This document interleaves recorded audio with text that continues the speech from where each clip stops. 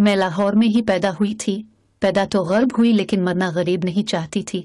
मेरे रिश्तेदार और करीबी दोस्त जितनी अच्छी जिंदगी गुजार रहे थे ये मेरे लिए काबिल बर्दाश्त नहीं थे।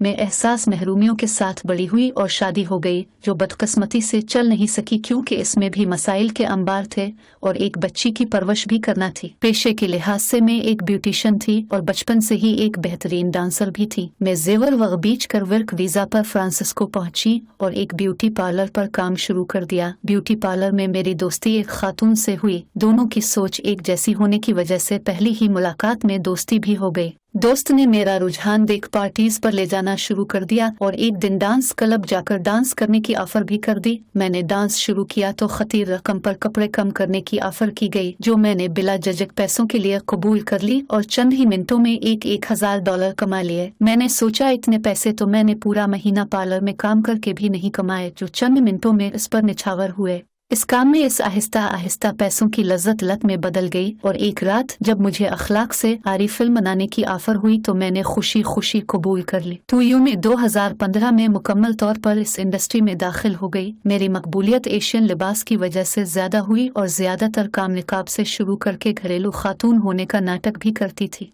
एक वीडियो में तो मैंने पाकिस्तानी टीचर होने का ड्रामा भी किया जिसमें एक स्कूल में बतौर टीचर काम कर रही होती हूँ और क्लास में 4 काले लड़के तालिब इल्म होते हैं जो बाद इसकी ज़ुल्फ़ोहे के असीर रहकर असीर हासिल होते हैं।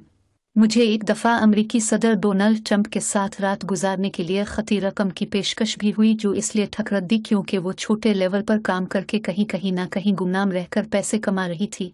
ऐसी मशहूर शख्सियत के साथ नाम जोड़ने पर चर्चा ज्यादा होगा। ये सारा काम परतश जिंदगी के लिए कर रही हूँ और अब अगर सच बताऊं तो मुझे इसका पछतावा भी है लेकिन अब वापसी मुमकिन नहीं।